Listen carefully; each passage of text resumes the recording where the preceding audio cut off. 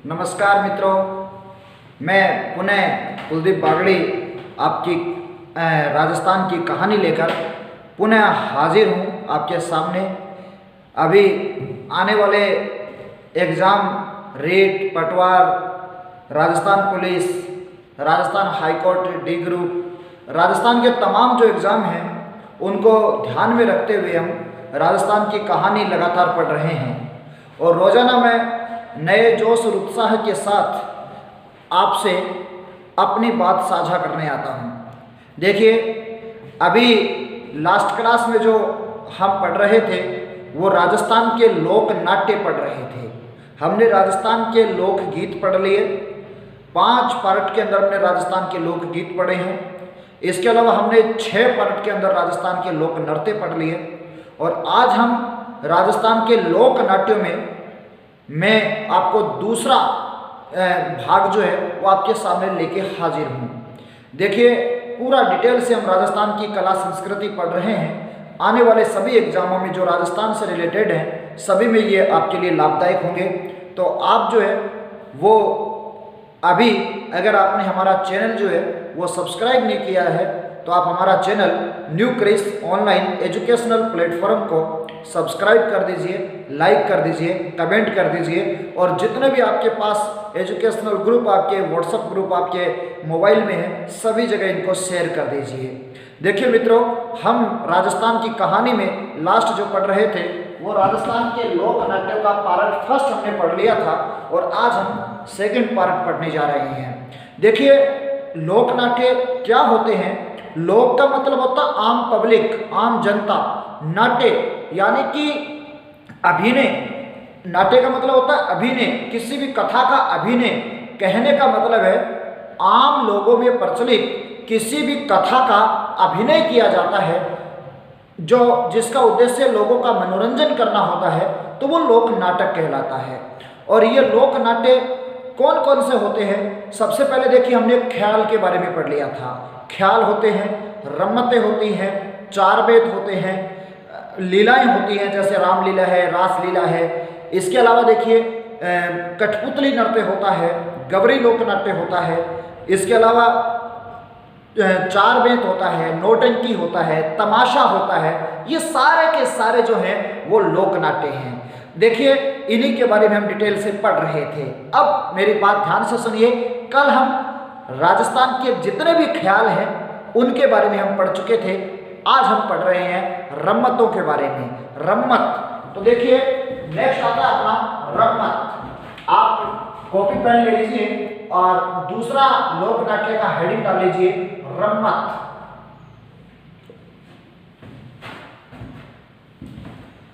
देखिए मित्रों, सबसे पहले हम जैसे ख्याल का अर्थ जाना, क्या होते हैं ख्याल, कैसे आयोजित होते हैं, वैसे ही आज हम रम्मत के बारे में पढ़ रहे हैं। तो सबसे पहले आपको याद रखना है कि रम्मत क्या होता है। रम्मत क्या होता है? रम्मत होता है कोई भी ऐतिहासिक या पौराणिक तथ्यों के आधार पर, ऐतिहासिक या पौराणिक तथ्यों के आधार पर काव्य के रूप में रचना जो होती है वो रम्मत कहलाती है। किसी भी ऐतिहासिक या पौराणिक तथ्यों के आधार पर काव्य रचना जो होती है वो रम्मत कहलाती है। और देखिए, रम्मत को खेलने वाले जो रम्मत जो है, रम्मत का शाब्दिक अर्थ होता है खेल, और रम्मत को खेलने वाले जो है वो रम्मतीय या खेलार कहलाते हैं।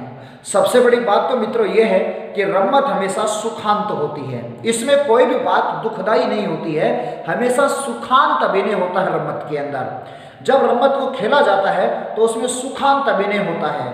लोग बड़े मगन होकर एक प्रकार से उल्लास के साथ रम्मत का खेल जो है वो खेलते हैं। तो रम्मत शब्द का अर्थ पूछ ले, रम्मत शब्द का शाब्दिक अर्थ क्या है, तो आपको बताना है रम्मत शब्द का शाब्दिक अर्थ होता है खेल, और रम्मत को खेलने वाले रम्मतीय या खेलार कहलाते हैं।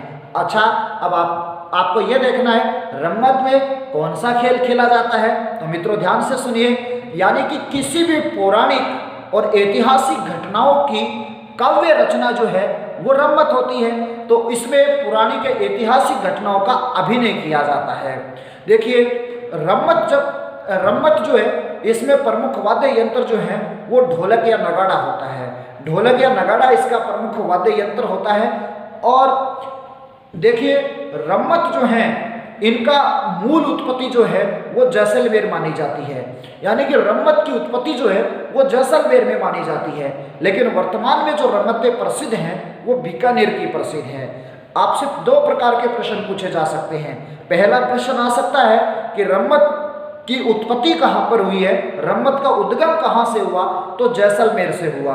और आपसे पूछा जा सकता है कि रम्मत जो है ये वर्तमान में कहाँ की प्रसिद्ध है, तो याद रखिए वर्तमान में रम्मतें जो हैं वो बीकानेर की प्रसिद्ध हैं। आपसे प्रश्न पूछा जा सकता है कि रम्मतें कहाँ की प्रसिद्ध हैं, तो रम्मतें बीकानेर की प्रसिद्ध हैं। अब थोड़ा सा ध्यान से सुनिए इसकी उत्पत्ति कैसे हुई मित्रों। देखिए जैसलमेर में एक बहुत बड़े कवि हुए हैं और उनका नाम था तेज कवि। एक बहुत बड़े कवि हुए हैं जिनका नाम था तेज कवि। तेज कवि ने 1943 के अंदर एक श्री कृष्ण कंपनी के नाम से एक अखाड़ा बनाया था। श्री कृष्ण कंपनी के नाम से अखाड़ा बनाया जहां लोग रम्मत खेलते थे। जैसलमेर के अंदर तेज कवि ने श्री कृष्ण कंपनी के नाम से एक अखाड़ा बनाया, श्री कृष्ण कंपनी के नाम से अखाड़ा बनाया जहां लोग रम्मत खेलते थे। अब मेरी बात ध्यान से सुनिए, उन्होंने 1943 में एक रम्मत भी लिखी और उस रम्मत के बारे में कई बार एग्जाम में पूछा जाता है जिसका नाम था स्वतंत्र बावनी। ऐसा प्रश्न आता है कि स्वतंत्र बावनी रम्मत किसने लिखी थी, तो स्वतंत्र बावनी रम्मत जो है वो जैसलमेर के तेज कवि ने लिखी थी। तेज कवि ने लिखी थी। और सबसे बड़ी बात तो यह है कि ये रम्मत इन्होंने महात्मा गांधी को भेंट की थी। 1943 में तेज कवि ने स्वतंत्र बावनी रम्मत लिखकर महात्मा गांधी को भेंट की थी। इसमें इस रम्मत लिखने के कारण तेज कवि के अरेस्ट वारंट जो है वो जारी हो गए थे।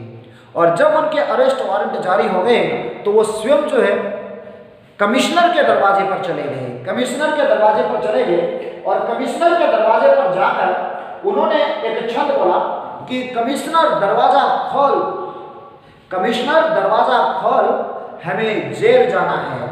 कमिश्नर दरवाजा खोल, हमें जेल जाना है। हिंद तेरा है, हिंद न तेरा है न तेरे बाप का है। तूने हमारी मातृभूमि पर लगाया बंदी खाना है। तो देखिए उन्होंने कहा वहाँ उसके दरवाजे पर जाकर, कमिश्नर के दरवाजे पर जाकर उन्होंने कुछ ऐसी बातें कही कि कमिश्नर दरवाजा खोल, हमें जेल जाना है। डरने वाले नहीं हैं हम बोलेंगे, अपनी कविताओं के माध्यम से बोलेंगे। उन्होंने बोला कि हम अपनी रम्मतों के माध्यम से बोलेंगे, लोगों को जगाएंगे। तेज कवि ने कहा हम जगह जगह जाकर अभिनय करेंगे, लोगों को जागरूक करेंगे। और अगर तुम में सत्ता का गुरूर है, तो उन्होंने कमिश्नर के दरवाजे पर जाकर कहा कि हे कमिश्नर तू दरवाजा खोल, हमें जेल जाना है। हिंद तेरा है ना तेरे बाप का है, तूने हमारी मातृभूमि पर लगाया बंदी खाना है। तो देखिए ये तेज कवि थे। इन्होंने और भी कई जैसे भर्तरी की रम्मत लिखी है इन्होंने। इसके अलावा इन्होंने स्वराज लावणी लिखी है, कांग्रेस लावणी लिखी है। तो ये कई कविताएं भी इन्होंने लिखी है, नेताजी की लावणी लिखी है। तो हम इन्हें रम्मतों के बारे में पढ़ रहे हैं, तो रम्मतों की बात करते हैं। तो याद रखिए ऐतिहासिक रम्मतें क्या होती है, ऐतिहासिक एवं पौराणिक, ऐतिहासिक एवं पौराणिक तथ्यों के आधार पर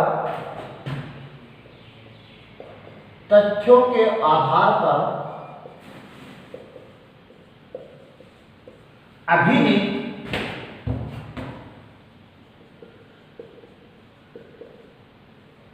काव्य रचना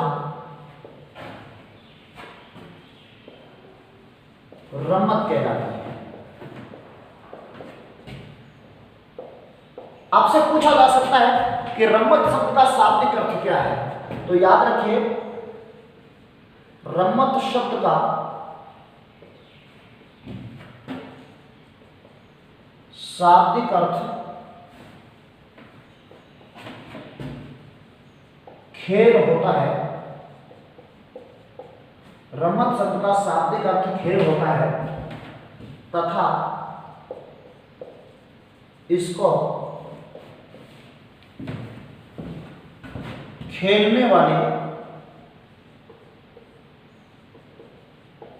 खिलाड़ या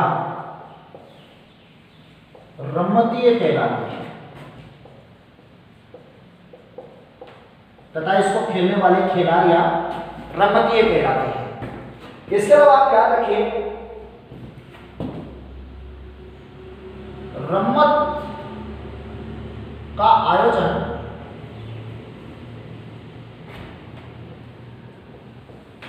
होली के अवसर पर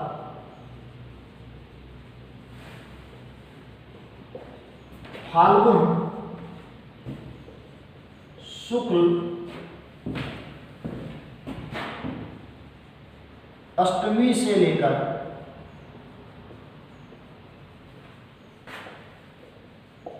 फाल्गुन शुक्ल चतुर्दशी तक होता है। इसके अलावा आप याद रखिए, रमतें हमेशा सुखांत होती हैं। रमतें हमेशा सुखांत होती हैं।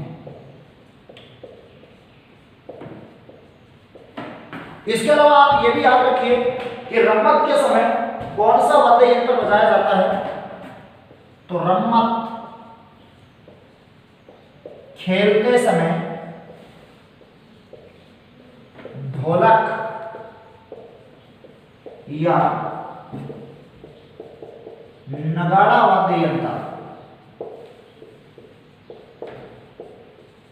बजाया जाता है। रमत खेलते समय ढोलक या नगाड़ा वाद्य यंत्र जो है वो बजाया जाता है। तो देखिए मित्रों, इसके अलावा आपको एक बात और याद रखनी है, रमत का मूल उद्गम स्थान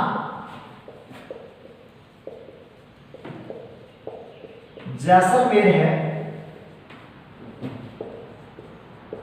जबकि वर्तमान में रमतें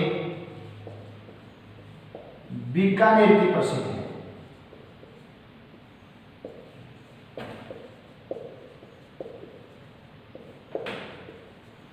तो मित्रों, आपको याद रखना, रमत क्या होती है।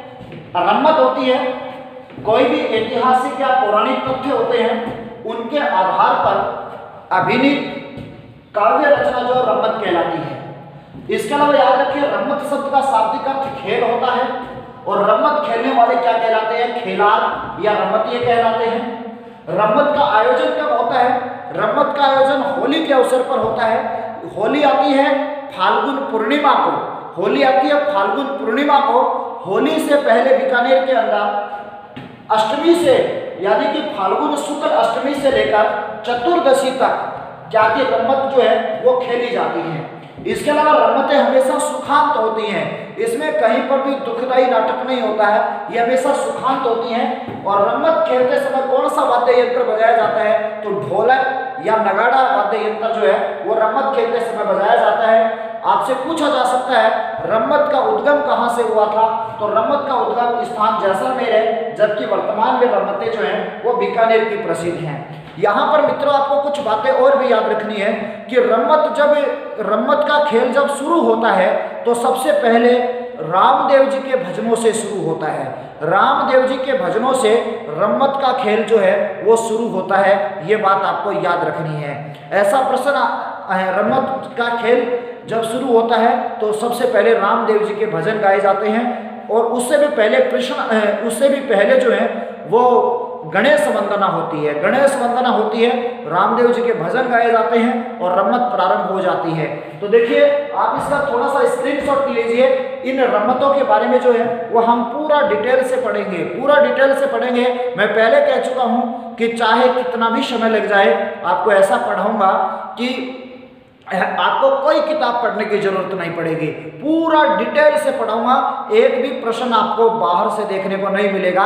और इस बार जो है वो आप डेफिनेट जो है वो आपका सिलेक्शन हो जाएगा। आपका सिलेक्शन ही मेरी सफलता है मित्रों। मैं इस बात में विश्वास करता हूं कि अगर आपको समझ में नहीं आता है तो वो दोष आपका नहीं है, वो दोष मेरा है। क्योंकि जब ट्रेनिंग से आतंकवादी तैयार किए जा सकते हैं तो फिर टीचिंग से टॉपर्स तैयार क्यों नहीं किए जा सकते। तो देखिए, अगर आप टॉपर्स बनना चाह रहे हैं तो मैं अपना पूरा योगदान क्या कि आपकी सफलता में लगा दूंगा, मैं अपना पूरा एक्सपीरियंस आपकी सफलता में लगा दूंगा और आपको इतना शानदार तरीके से आपको सारी चीज़ें कराऊंगा कि इस बार जो है वो आप अवश्य सफल हो जाएंगे। तो आप जो है वो लगातार मेरे साथ बने रहिए, आप मेरे वीडियो को देखिए, इस पर लाइक भी कीजिए, कमेंट भी कीजिए और इसको शेयर भी कीजिए और चैनल को जरूर सब्सक्राइब कर लेना, क्योंकि ताकि आपको जल्दी से जल्दी नोटिफिकेशन जो है वो प्राप्त हो जाए। तो मित्रों, इसको आप स्क्रीनशॉट ले लीजिए, उसके बाद ये रमतों के बारे में आगे बढ़ते हैं।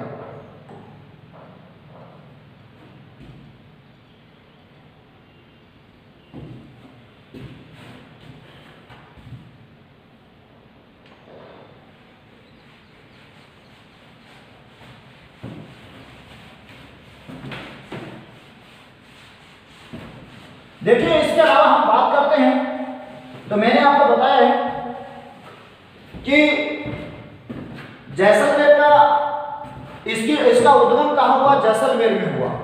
रम्मत का उद्गम जैसलमेर में हुआ।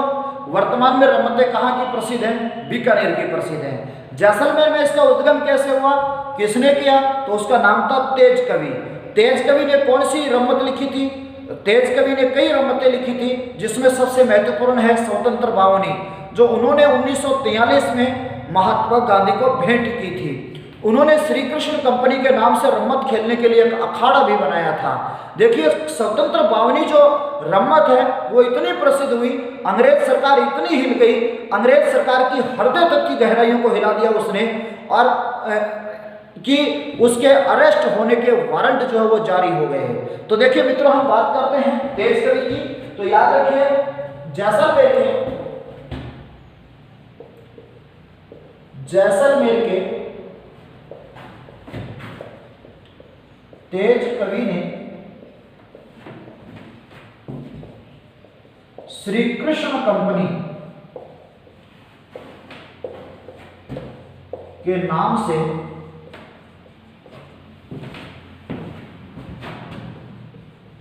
रम्मत खेलने का अखाड़ा बनाया।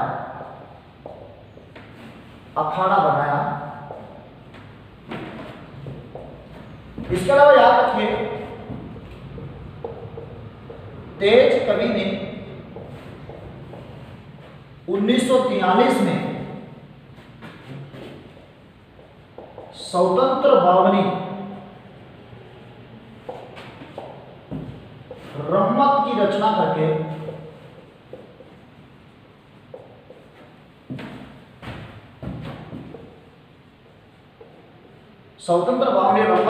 करके महात्मा गांधी को भेंट किया।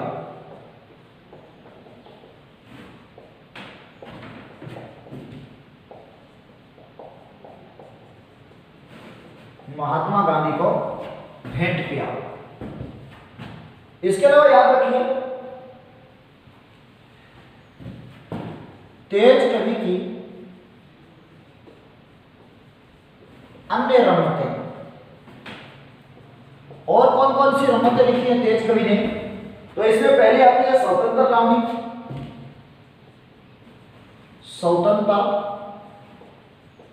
लावनी, दूसरी आती है नेताजी की लावनी, तीसरी आती है कांग्रेस लावनी, चौथी आती है भर्तृ की रम्मत। इसके अलावा नेक्स्ट आती है मूमल मूमल जोगी की रम्मत। इसके अलावा आती है छेले तंबोलन रम्मत। छेले तंबोलन रम्मत। तो मित्रों, तेज कवि ने और भी कई रम्मतें लिखी, जैसे स्वतंत्र लावणी है, तेजाजी की लावणी है, कांग्रेस लावणी है, भर्तरी की रम्मत है, मूमल जोगी की रम्मत है, छेले तंबोलन रम्मत है। ये इसके अंदर रम्मतें थी। तो देखिए, रम्मत का उद्गम कहां से होता है? जैसलमेर से। रम्मत कहां की प्रसिद्ध है? बीकानेर की प्रसिद्ध है। देखिए, आपको सारी बातें जो मैं बार बार इसलिए बता रहा हूं कि ताकि आपको क्लास में याद हो जाए। आपसे पूछ ले रम्मत शब्द का अर्थ क्या है, तो खेल होता है। रम्मत खेलने वाले खिलाड़ कहलाते हैं। रम्मत का उद्गम कहां से हुआ? जैसलमेर में। होली के अवसर पर रम्मतें खेली जाती हैं। फाल्गुन शुक्ला अष्टमी से चतुर्दशी तक ये रम्मतें खेली जाती हैं। देखिए, रम्मत का उद्गम जो वो तेज कवि ने किया था, जैसलमेर का था, और इसने एक श्री कृष्ण कंपनी के नाम से अखाड़ा बनाया जो रम्मत खेलने के लिए बनाया था। इन्होंने 1943 के अंदर एक रम्मत लिखी जिसका नाम था स्वतंत्र बावनी। स्वतंत्र बावनी रम्मत के लेखक कौन है? तो तेज कवि हैं, याद रखिए, जैसलमेर के थे। और ये स्वतंत्र बावनी जो है ये भारत की स्वतंत्रता पर आधारित काव्य रचना थी। भारत की स्वतंत्रता पर आधारित काव्य रचना थी। अंग्रेज सरकार इतनी हिल गई कि इनके अरेस्ट करने के वारंट जारी कर दिए। तो ये भी डरे नहीं और जाकर खुद कमिश्नर के दरवाजे पर गए और वहां पर जाकर कमिश्नर को ललकारा कि अरे कमिश्नर दरवाजा खोल, कि अरे कमिश्नर दरवाजा खोल, हमें जेल जाना है। एक कमिश्नर दरवाजा खोल, हमें जेल जाना है। ये हिंद न तेरे बाप का है न तेरा है, तूने यहां पर लगाया बंदी खाना है। वहां पर जाकर उसी काव्य भाषा में उसको जवाब दिया।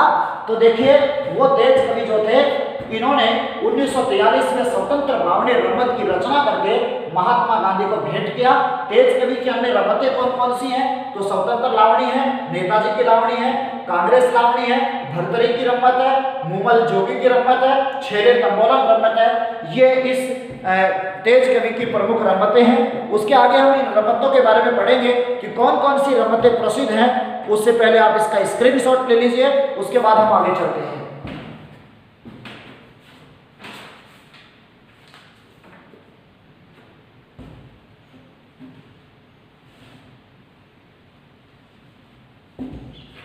तो मित्रों, स्वतंत्र बावनी एक रम्मत हो गई है, ये आपको याद हो गई है।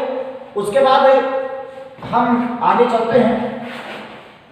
मैं आपको पहले बता चुका हूं कि बीकानेर के अंदर जब रम्मत की शुरुआत होती है तो वहां पर क्या कि रामदेव जी के भजन जो है सबसे पहले गाए जाते हैं। कौन कौन सी रम्मतें हैं? और बीकानेर में एक आचार्यों का चौक पड़ता है। आचार्यों के चौक में ये रम्मतें जो है वो खूब खेली जाती हैं। आचार्यों का चौक जो है वो इसके लिए प्रसिद्ध है। देखिए, स्वतंत्र बावनी के अलावा कौन कौन सी रम्मतें हैं? तो एक आती है हेड़ाऊ मेरी री रम्मत। हेड़ाऊ मेरी री रम्मत। मित्रों, थोड़ा ध्यान से सुनिए। हेड़ाऊ मेरी री रम्मत। हेड़ाऊ मेरी री रम्मत क्या है? आपसे प्रश्न पूछा जा सकता है। हेड़ाऊ मेरी री रम्मत ये जवाहर जी ने लिखी है। जवाहर जी ने हेड़ाऊ मेरी री रम्मत लिखी है। और ये जो रम्मत है एक आदर्श पति पत्नी के तथ्यों पर आधारित है। हेड़ाऊ मेरी री रम्मत जो है ये जवाहर जी ने लिखी है और ये एक आदर्श पति पत्नी की कहानी पर आधारित है।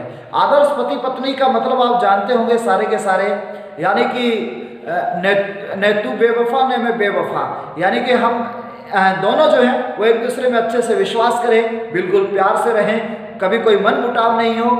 ऐसा मतलब उनमें आदर्श पति पत्नी की कथा जो है वो हेड़ाऊ मेरी री रम्मत में बताई गई है। हेड़ाऊ मेरी री रम्मत जो है ये फाल्गुन शुक्ला एकादशी से शुरू होती है। फाल्गुन शुक्ला एकादशी से शुरू होती है और चतुर्दशी तक चलती है। तो याद रखिए, हेड़ाऊ मेरी री रम्मत की हम बात करते हैं तो हेड़ाऊ मेरी री रम्मत जो है ये जवाहर जी द्वारा लिखित है। पहली बात याद रखिए, जवाहर जी द्वारा लिखित यह रम्मत, जवाहर जी द्वारा लिखित यह रम्मत आदर्श पति पत्नी की कहानी पर आधारित है।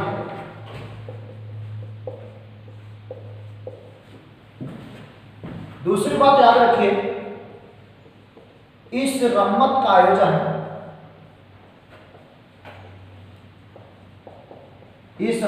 आयोजन फाल्गुन शुक्ल एकादशी से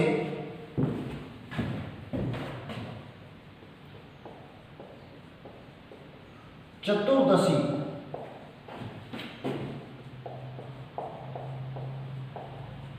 फाल्गुन शुक्ल एकादशी से चतुर्दशी तक होता है। तो आपसे पूछा जा सकता है कि हेड़ाऊ मेरी रम्मत के बारे में किसने लिखा है? तो हेड़ाऊ मेरी रम्मत जो है वो जवाहर जी ने लिखी है। और ये ऐसा भी आ सकता है कि निम्नलिखित में से कौन सी रम्मत है जो आदर्श पति पत्नी की कथा पर आधारित है? तो वो हेड़ाऊ मेरी रम्मत है। देखिए, हेड़ाऊ जो है वो एक चित्तौड़ का शासक था और मेरी उसकी रानी थी। उनके प्रेम पर यह रम्मत जो है वो लिखी गई है। इस रम्मत का आयोजन फाल्गुन शुक्ला एकादशी से चतुर्दशी तक होता है। तो ये हेड़ाऊ मेरी रम्मत है। नेक्स्ट आती है फक्कड़ दातारी रम्मत। फक्कड़ दातारी रम्मत, फक्कड़ दातारी रम्मत, फक्कड़ दातारी रम्मत। देखिए मित्रों, फक्कड़ दातारी रम्मत की हम बात करते हैं तो ये जो फक्कड़ दातारी रम्मत है ये फाल्गुन शुक्ल अष्टमी के दिन, फाल्गुन शुक्ल अष्टमी के दिन रात्रि के 12 बजे इसकी शुरुआत होती है। थोड़ा सा ध्यान से सुनिए, बीकानेर में होली के अवसर पर फाल्गुन शुक्ल अष्टमी से लेकर चतुर्दशी तक रम्मतें चलती हैं। सबसे पहले जिसकी रम्मत खेली जाती है वो याद रखिए फक्कड़ दातारी रम्मत खेली जाती है। फक्कड़ दातारी रम्मत से ही सभी रम्मतों की शुरुआत होती है। प्रश्न आ जाए रम्मत की शुरुआत किसके भजनों से होती है? तो बाबा रामदेव के भजनों से होती है। आपसे प्रश्न पूछा जा सकता है कि सबसे पहले कौन सी रम्मत खेली जाती है? तो आपको बताना सबसे पहले फक्कड़ दातारी रम्मत खेली जाती है। सबसे पहले फक्कड़ दातारी रम्मत खेली जाती है। तो याद रखिए, बीकानेर में रम्मतों का प्रारंभ किसी रम्मत से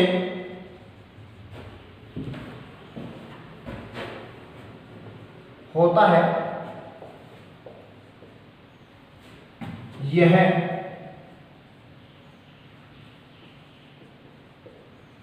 फाल्गुन शुक्ल अष्टमी से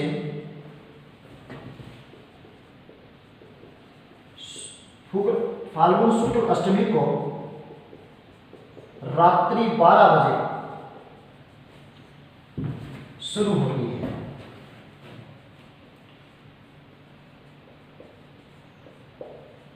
तो ये आपकी फक्कड़ दातारी रम्मत हो गई है।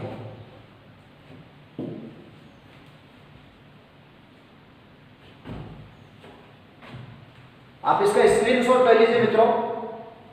हेड़ाऊ मेरी रम्मत पढ़ ली है, हमने स्वतंत्र बावनी पढ़ ली है, हेड़ाऊ मेरी रम्मत पढ़ ली है, फक्कड़ दातारी रम्मत पढ़ ली है।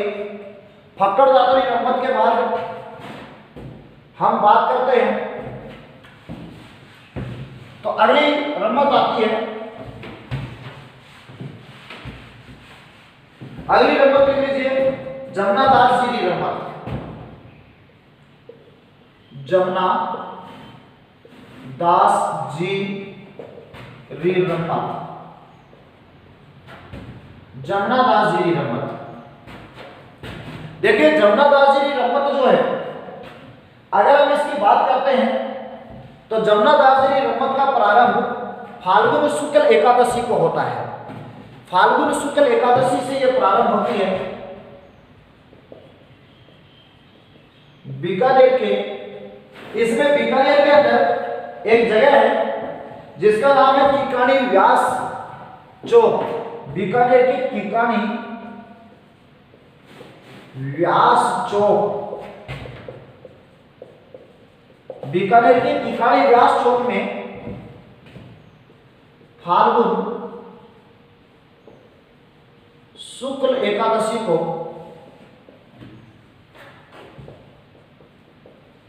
इसका मंचन होता है।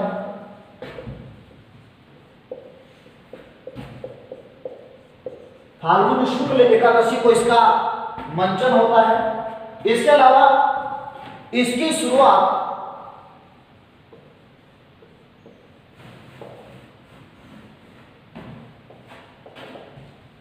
शुरुआत में नर्तक लटियाल माता का नृत्य करता है। लटियाल माता का रूप धारण करके नृत्य करता है। इस रम्मत में कागज के घोड़े नचाए जाते हैं।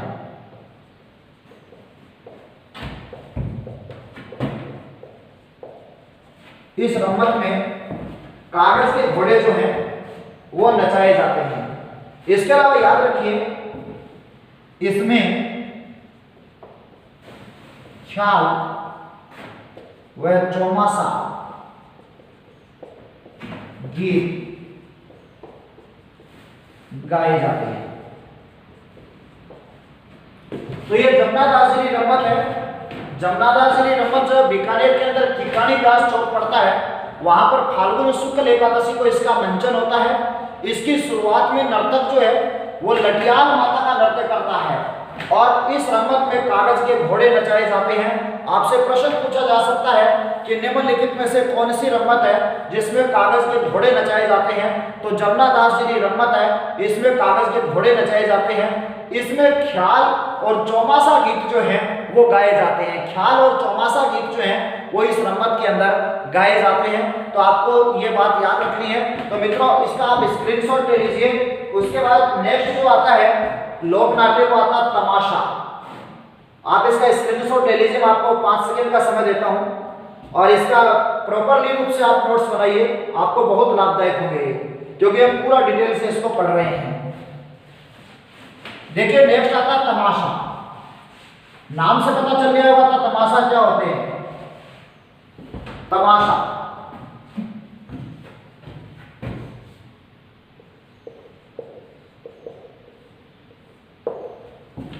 देखिए मित्रों हमने ख्याल पढ़ लिया है, रम्मतें पढ़ ली हैं। नेक्स्ट आता है तमाशा।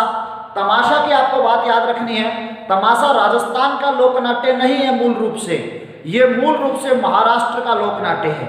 आपसे पूछा जा सकता है कि तमाशा जो है वो कहाँ का मूल नाट्य है? तो याद रखिए ये मूल रूप से महाराष्ट्र का लोकनाट्य है। राजस्थान में जयपुर के अंदर प्रताप सिंह के समय बंशीधर भट्ट ने तमाशा लोक कला जो है वो लेकर आए थे। राजस्थान में बंशीधर भट्ट प्रताप सिंह के समय तमाशा लोकनाट्य जो है वो लेकर आए थे।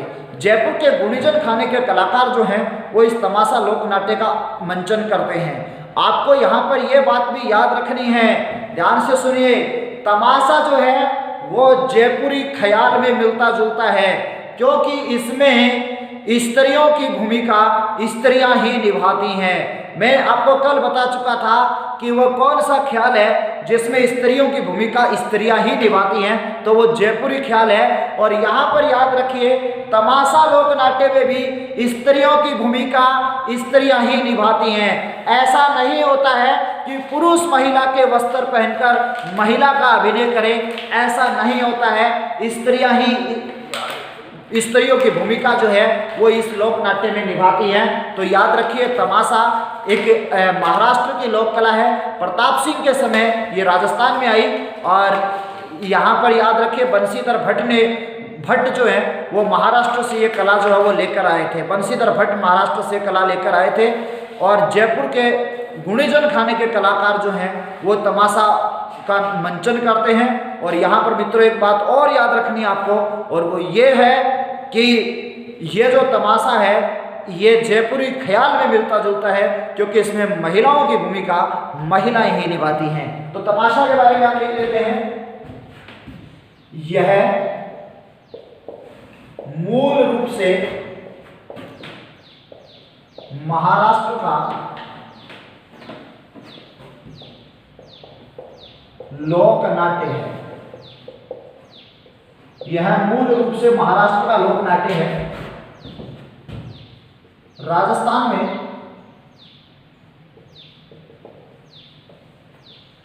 प्रताप सिंह के समय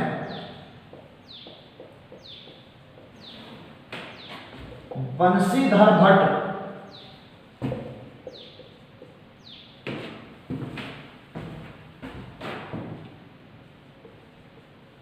तमाशा लोक नाट्य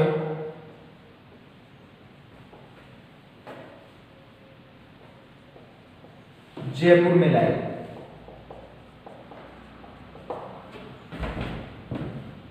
इसके अलावा याद रखिए, तमाशा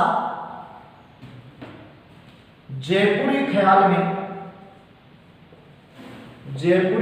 से मिलता जुलता है। जयपुरी ख्याल से मिलता जुलता है क्योंकि इसमें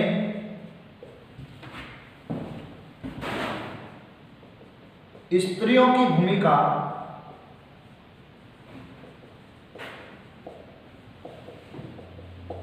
स्त्रियां ही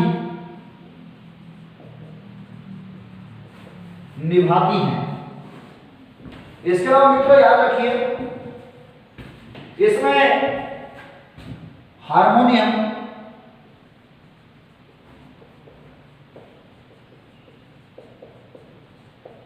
कौन कौन से वाद्य यंत्र बजाए जाते हैं, तो इसमें हारमोनियम, सारंगी, नगारा तथा तबला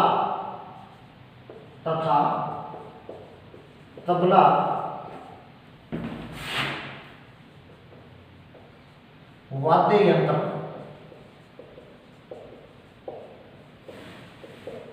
बजाए जाते हैं। देखिए ये आपका तमाशा है।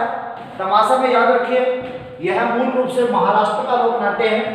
राजस्थान में प्रताप सिंह के समय बंशीधर भट्ट इस तमाशा लोक नाट्य को जयपुर में लाए थे। तमाशा जयपुरी ख्याल से मिलता जुलता है क्योंकि इसमें स्त्रियों की भूमिका स्त्रियां ही निभाती हैं। इसमें हारमोनियम, सारंगी, नगारा और तबला वाद्य यंत्र जो है वो बजाए जाते हैं। तो ये आपको याद रखना है। तमाशा हो गया आपका। तमाशा के बाद अगला जो आता है वो आता है चार बैंड। नेक्स्ट आता है चार बैंड। आप इसका स्क्रीनशॉट ले लीजिए। आपसे पूछा जा सकता है तमाशा कहाँ की मूल लोक नाट्य है, तो महाराष्ट्र का है। राजस्थान में कौन से शासक के समय आया था? जयपुर का शासक था प्रताप सिंह। उसके समय बंशीधर भट्ट इस तमाशा लोक नाट्य को जयपुर में लाए थे। जयपुर में जो गुणीजन खाना है उसके कलाकार इसमें भाग लेते हैं। ये जयपुरी ख्याल से मिलता जुलता है क्योंकि इसमें स्त्रियों की भूमिका स्त्रियां ही निभाती हैं। इसमें हारमोनियम, सारंगी, नगारा और तबला वाद्य यंत्र जो है वो बजाए जाते हैं। आप इसका स्क्रीनशॉट ले लीजिए, आपको प्रॉपरली इसके नोट्स बनाने हैं। नेक्स्ट आता है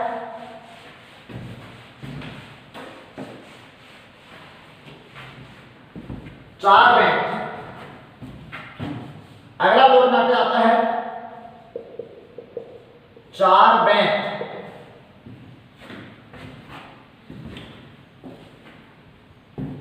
ध्यान से सुनना मित्रों, बहुत सी बार प्रश्न आया इसके बारे में। चार बैंड जो है वो राजस्थान के कौन से जिले की लोक गायन शैली है? कैसा होता है चार बैंड? आपने टीवी में देखा, देखिए मैं आपको बताऊंगा तो आप समझ जाओगे कि उसको चार बैंड बोलते हैं। चार बैंड आपने देखे सारे नाटक है सारे, लेकिन आपको पता नहीं इसका नाम क्या है, और मैं आपको वही नाम बताने की कोशिश कर रहा हूं। देखिए चार बैंड क्या है, ध्यान से सुनना है। चार बैंड क्या है? ये टोंक जिले की लोक गायन शैली है। लोक गायन मतलब टोंक में अक्सर लोग गाते हैं इसको। टोंक की एक लोक गायन शैली है। टोंक का नवाब था फैजुल्ला खां। उसके समय में करीम खान निहंग ने इस शैली का उद्भव किया था। देखिए ये जो चार बेत इसमें क्या होता है, इसमें जो नर्तक होता है वो ढप को ऊंची कूद लेते हुए उछालते हुए गाता है, यानी कि ऊंची कूद लेते हुए ढप को उछालता है, उसको पकड़ता है और फिर उस पर गाता है वो। यानी कि एक ऐसी नाट्य शैली है जिसमें नर्तक ऊंची कूद लेते हुए ढप को ऐसे हवा में उछालता है, फिर वापस पकड़ता है और फिर वो अपनी धुन में गाता है। इसको हम चार बेत गायन शैली कहते हैं। यानी कि तो इसके बारे में आपको याद रखना है, चार बेत क्या होता है, यानी कि यह टोंक की लोक गायन शैली है जिसका उद्भव नवाब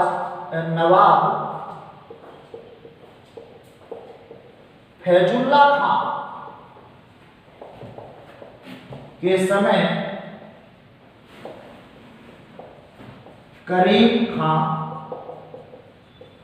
निहंग ने किया। यह नाम याद रखना है कि इसका उद्भव किसने किया था, करीम खां निहंग ने। लोक गायन की इस शैली में नर्तक ऊंची कूद लेते हुए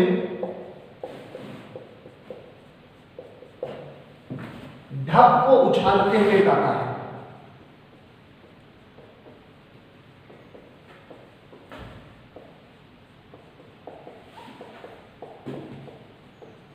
ऊंची कूद लेते हुए ढप को उछालते हुए गाता है। तो ये जो है वो चार बेत है। चार बेत ध्यान से सुनना है, आपको याद रखना, एग्जाम में आएगा ये प्रश्न। क्या कि कई बार ऐसे कहते हैं जीभ पे सरस्वती आती है, और ये मैं आपको बता रहा हूं तो निश्चित रूप से मेरे जीभ पे सरस्वती बैठी हुई है। आप जो इसको याद कर लेना। चार बेत शैली कहाँ की है ये, तो ये टोंक की लोक गायन शैली है, टोंक से संबंध रखती है। आज इसका उद्भव नवाब फैजुल्ला खां के समय करीम खां निहंग ने किया था।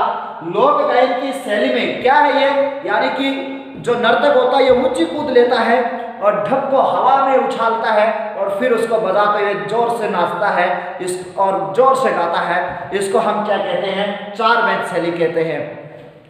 मित्रों, मैं कल पुनः आपके सामने हाजिर होऊंगा और लोक नाट्य लेकर, लोक नाट्य का तीसरा पार्ट लेकर मैं कुलदीप बागड़ी कल पुनः राजस्थान की कहानी लेकर इसी चैनल पर हाजिर होऊंगा। आप न्यू क्रिस ऑनलाइन प्लेटफॉर्म के साथ बने रहिए और लगातार आप तैयारी को अंजाम दीजिए। भविष्य आपका होना है, भविष्य आपको तय करना है कि मुझे कौन से कैसा भविष्य बनाना है। आप लगातार मेहनत कीजिए और मेहनत की भी कभी बेकार नहीं जाती। और अभी मेरा आपको नमस्कार, मुझे इजाज़त दीजिए। आज इतना ही।